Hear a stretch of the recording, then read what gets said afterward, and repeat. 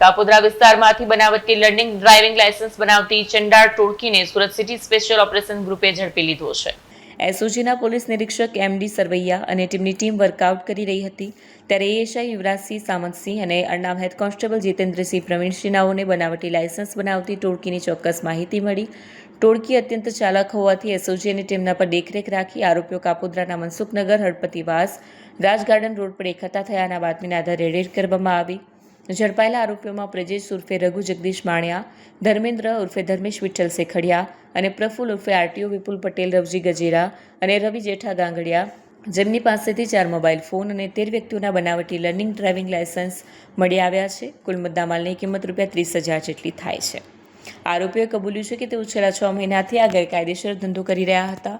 અત્યાર સુધીમાં આશરે 30 ડુપ્લિકેટ લાયસન્સ બનાવ્યા છે, જ્યારે 50 જેટલી વ્યક્તિઓ પાસેથી પૈસા લઈને લાયસન્સ આપ્યા વિનાની છેતરપિંડી પર આચરી છે। તમામ આરોપીઓ વિરુદ્ધ કાપોદ્રા પોલીસ સ્ટેશનમાં ગુનો નોંધવામાં આવ્યો છે। પોલીસે આગળની તપાસ શરૂ કરી છે।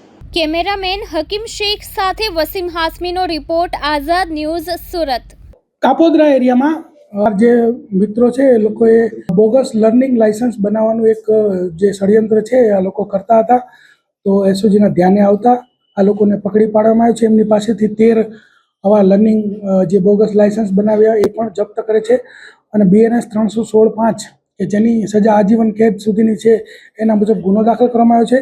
આ 4 વ્યક્તિઓમાં પ્રફુલ પટેલ, રવિ ગાંગડિયા આ બંને આરટીઓ એજન્ટ છે એવી ઓળખ આપી વોટ્સએપથી લોકોના સંપર્કમાં આવતા હતા અને ત્યારબાદ લોકોને 7,000 થી 10,000 રૂપિયામાં લર્નિંગ લાયસન્સ અને લાયસન્સ બનાવી આપશે એવું કહી અને ધર્મેન્દ્ર સેખડિયા એમ પરિવહનમાં આ લોકોની એપ્લિકેશન કરતો અને ત્યારબાદ ઓટીપી જનરેટ થતો અને ઓટીપી જે તે વ્યક્તિ પાસેથી માંગતા હતા, એટલે એ લોકોને એવું થાય કે ભાઈ આ સાચું લાયસન્સ આપે છે અને ત્યારબાદ જે પ્રજેશ માણિયા છે એ એડિટિંગ કરી અને લર્નિંગ લાયસન્સ બનાવી અને એ જે તે વ્યક્તિને આપી દેતો હતો। આ લર્નિંગ લાયસન્સની વેલિડિટી 6 મહિના હોય છે અને આ લોકો 6 મહિનાથી આ કામ કરતા હતા અને 6 મહિના બાદ અત્યારે આ પકડાઈ ગયા છે।